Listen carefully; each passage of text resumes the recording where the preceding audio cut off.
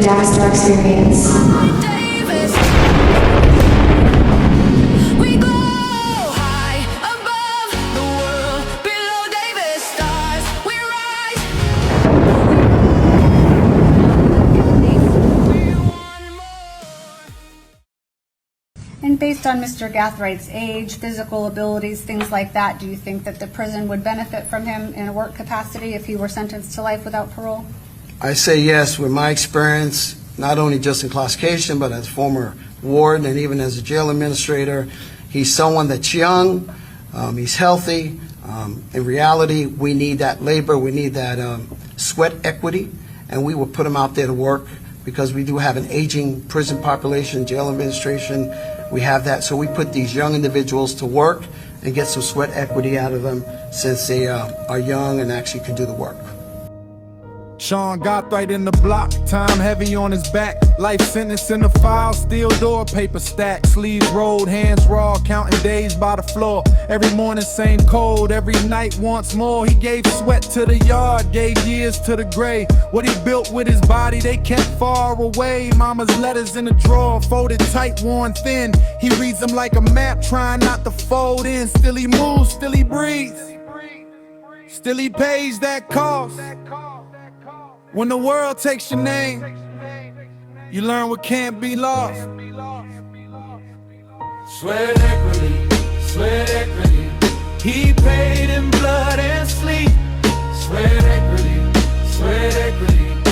still that debt runs deep. Sweat equity, hands done turned to stone. Sweat equity, life term all alone. You know, I wasn't really sympathetic regarding the situation with Sean Gathwright and his 3 co-defendants that are in the penalty phase of trial this week for the deletion of Julio Fulio. I wasn't sympathetic. I wasn't sad. I didn't feel bad for what they did to this young man who, despite his actions that precipitated his untimely demise, I didn't feel bad for any of them. But after watching them have his grandmother and his mother and his sister get up on the stand to try to plead with the jury to spare his life, I won't say I necessarily feel sorry for him, speaking of Sean Gathwright. But what I do and who I do feel sorry for is his family. Because as you're going to see here, Sean Gathwright did not come from the trenches of Chicago.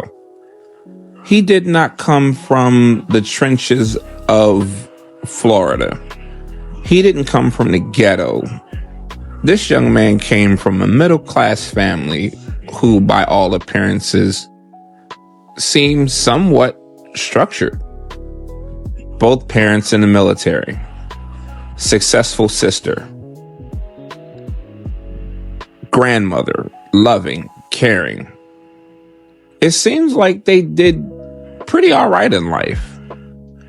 And for him to take such a drastic turn tells me that based on the people who they got up there on the witness stand to plead for his life, it tells me that they were not a bad influence. He said it himself that the people in his life were good influences.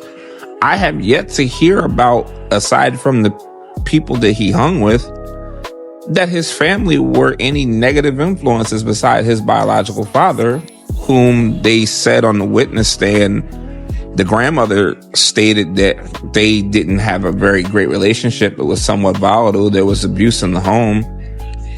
But the mother in the military and in the Marines, he even had a stepfather. When the mother married his stepfather, they even testified that him and his, stepfather were on pretty good terms, maintained a relationship after they divorced the mother, and He had positive people in his life. His sister loved him. And for him to take this turn just is very, very shocking and sad, especially to them, because he didn't grow up in the ghetto. He had a pretty great childhood. Got to travel the world, got to go to Africa and Spain and Portugal and Hawaii, family all over the world. This young man pretty much had everything, and that's what makes me angry in this situation. This young man had the world essentially in his palm, with all the resources and all the family he had that were positive, that were doing good things. It makes me angry because as someone who has come from the actual ghetto, who came from the city myself, this man had more resources at his fingertips than a damn Apple computer. And he had family that could have given him anything, that did give him everything, it seems like. And this young man just chose to go down the wrong path and follow a group of people who didn't mean him any good in life. And instead of him taking the knowledge that he had, the resources he had, the influences that were positive in his life that he had, his stepfather, the mother, the sister, he just chose to follow filth and garbage. And that's what makes me mad, the most angry at him, because he knew better. You know he knew better. And he chose to go down this path. But I'll let you see for yourself. There is something that I do want to address first. And I want to address a comment that a gentleman made the other day. And this person, I'm understanding, is one of the jail administrators throughout various states, including the state of Florida, where this case is being tried in. This man has been the overseer, administrator, warden of various prisons throughout the states. And this man apparently is a consultant for, I'm assuming, the defense. So the whole point of this is that they're trying to demonstrate to the jury that they would be best to give Mr. Gaithright and his other co-defendants life aside from the death penalty, because this is a death penalty case. This is Florida. There's a possibility that one of these young men could end up losing their lives via the state. So they had this man up there testifying as to why they should spare these young men's lives and give them life in prison.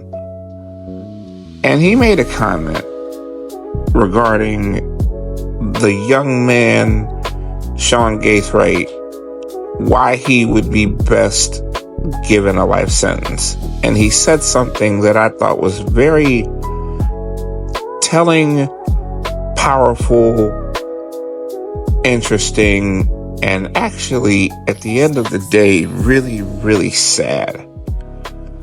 I'll let you be the judge of what this man said. That layout, what happens is an individual who is sentenced to the Department of Corrections, particularly like in this case with Ms. Gaithright, he will go through a reception center process. He will be given an inmate number. That inmate number will remain with him for the remainder of his sentence while in the prison system. They will then be transferred after 6 to 12 weeks, in which they go through a reception process. They have to see all components, medical, mental health, social services, and classification, and we assess their custody level, and then we will assign them to vacant beds throughout the prison system. When that individual were to be received at a facility, let's say Tomoka Correctional Institution, which is a lifer facility, holds all custody levels to close, that individual will be classified and assessed based on their skill set, their behavior, their prior behavior, whether it's in the county jail or in another system, in another agency, and then determine their housing assignment, determine their job assignment, in which every inmate that is serving a term of life will always have to be assigned a job assignment. So what that means is every inmate serving a life sentence is required to work up to 60 hours a week, whether it's cooking meals, preparing laundry, pushing about 100 lawnmowers, gasless of course, keeping up with the day-to-day maintenance of that prison. That is a requirement, as well as following all the other rules and regulations as required by the agency. Now, y'all notice he didn't say anything about there being compensation. No money was discussed. No form of payment to the inmates, whether it be 20, 30, 40, 50 cents an hour, was discussed. It's all about them performing the work for the prison to save them money. Life without parole would look like, since they are required to work. What else does a day look like? A typical life for an individual inmate serving in the Department of Corrections is they're woken up at 4 o'clock in the morning. We do a secure account. At that time, we will escort them to their appropriate chow hall, which is where they eat their meal. They have up to 10 minutes to sit and eat their meal. They will return back to their housing unit, in which we will conduct another count, and then we will allow them to go to the day-to-day operations. So inmates have work assignments. They are to report to their work assignments as scheduled. If they have call-outs for medical, classification, case management, they are to be accounted for, and we will go through the same process 3 times a day. So closer to the noon meal, around 11 o'clock, everyone will fall into their assignment. Those who are working, regardless of where you're at, we will do a count. We will go through the lunch meal, and then we'll repeat it again around 4:30 approximately in the evening, so we can make sure everyone's accounted for. Then they return back to their housing unit, and after dark, they are all secured in secured housing, and no inmates are allowed to be out of those buildings unless there's an emergency with proper security, shackles, and handcuffs to whatever assignment they have to go. Otherwise, they remain in those housing units till the next day, in which it is repeated again. Now, I want y'all to keep in mind that Sean Gathright is 20 years old. He was 18 when he was arrested, and he's 20 years old now. And he's going to have to go through this process that this man is discussing for the rest of his life. That's the housing assignment we give individuals who are serving a life sentence. An HO5 is an individual cell that's designed with 2 men in it. That's more the old prison style. Like I worked at Tomoka Corrections in Polk, old prisons, because of the design at the time. Because we've had individuals serving life, we also code them, the Department of Corrections codes them as HO4. HO4 is the same type of secure housing, but these individuals are more in a communal environment, almost like a military style. The integrity of the building is still designed to hold lifers, but because a lot of the old prisons, the footprint is very antiquated and very manpower intensive, we have other type of industry standard housing, but they are in an HO4 status. To life without parole, meaning they're not getting out, is there any incentive for them to follow the rules while they're in prison? Well, every inmate in the Department of Corrections is required to work. And if they do not show up to work, even those who are medically indigent, they're required to work. They will face administrative outcomes, basically receive a disciplinary report for refusing to work, and if that continues to escalate, we move them into another level of status based on their classification and their negative adjustment in the prison setting. Okay, so I just want all of these young people to understand, any young person listening to this, you have no choice when you get to the prison system in some of these states. You are going to work. This is not like a setting where everything is run by outside contractors and people that they pay, companies that are specifically paid and designed to do the work. He's saying that you're going to come to prison and you're going to do the work that we tell you to do, that your skills are designed for. If you have any type of education, you could be in the library, you could be doing administrative work, construction skills. If you have a past doing carpentry, you're going to be in the wood shop, you're going to be doing all type of work. You don't have a choice, or you're going to be there longer than you intended. Even if you have a life sentence, it's going to be hard for you. This man is telling you exactly what you're in for when you get into the prison system. Now, I want y'all all to pay attention, because here comes the truth bomb from this man. This jail administrator who's running jails all over the country. Pay attention. And based on Mr. Gathwright's age, physical abilities, things like that, do you think that the prison would benefit from him in a work capacity if he were sentenced to life without parole? I say yes with my experience, not only just in classification, but as a former warden and even as a jail administrator. He's someone that's young, he's healthy.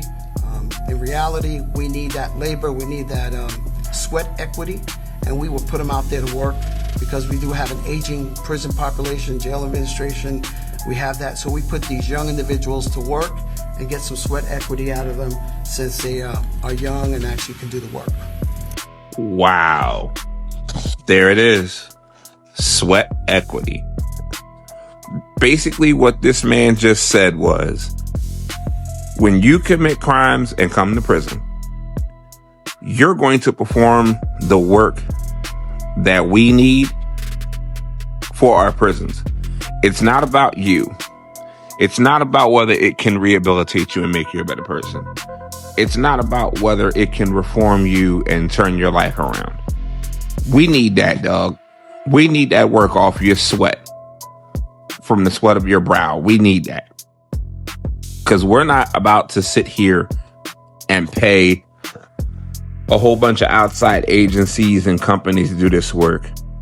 We got people that have nothing but free time on their hands inside of our prisons. So y'all gonna do it. We're not gonna pay you. We're not gonna do anything else other than give you little knick-knack incentives so that you can feel in your mind that you're actually bettering yourself or bettering your family by being able to get these privileges with visitations, with tablets, with whatever. But other than that, we don't really care how you become better. We need that work done so we can make money. That's what it boils down to.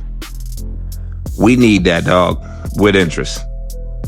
Basically, another point I want to make is what this man is telling y'all is, because I don't think this is just for Sean Gathright. I think this is a message for the entire country. For all of these young people that are out here doing dirt, sliming, hitting licks. This is a message for all of you. That when you come to prison, especially in some of these southern states where they have this manual labor for these inmates, basically what this man is telling you is that we own you. The prison system owns you.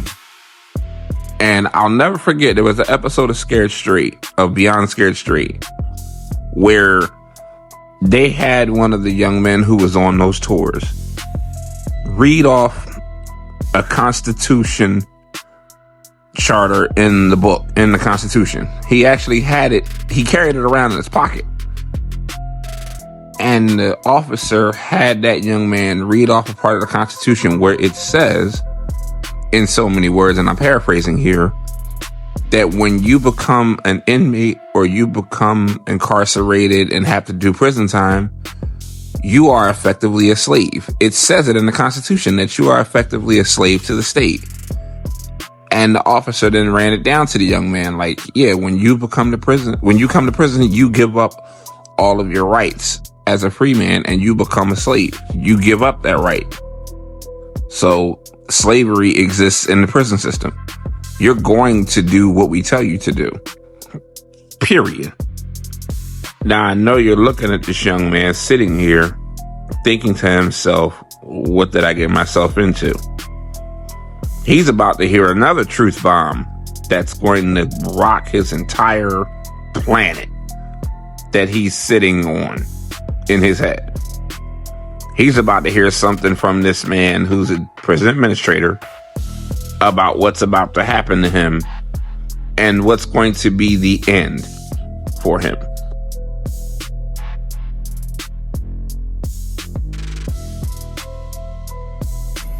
And we talk about life without parole and death row, but for our jurors' education, in Florida, what does a life sentence without parole mean? A life sentence in the Florida Department of Corrections means from the minute they're brought in, they're assigned an inmate number. He will be assigned an inmate number, And when he dies and leaves in a body bag, he will still have that inmate number. An inmate serving life will never ever get out. There is no parole in the state of Florida, and they're not ever allowed outside the razor wire and the fence of a secure facility. Yep. That's what that means, buddy. That means you are never going home again. The life that you thought you knew no longer exists. When you get to prison, that's it. When them doors slam shut behind you, that is the end of all that you have known outside of that door. Outside of that gate no longer exists. Your family, your little girlfriends, your friends, anything that you thought you knew outside of that wall will no longer exist. And the only time you will ever exit outside of that gate again is when they're taking you to your final resting place when you die. That reality just hit this 20-year-old kid right in the face.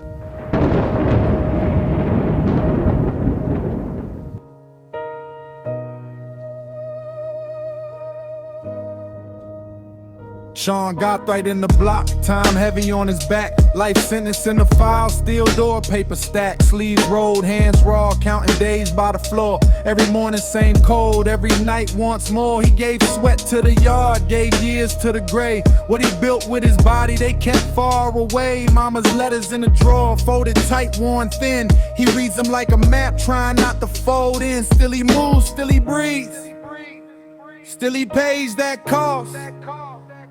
When the world takes your name, you learn what can't be lost. Sweat equity, he paid in blood and sleep. Sweat equity, still that debt runs deep. Sweat equity, hands done turned to stone. Sweat equity, lifetime all alone. Concrete in his palms, rust in every prayer. He don't ask for mercy, he just knows it's there. Old boots, torn seams, hardened from the grind, every scar.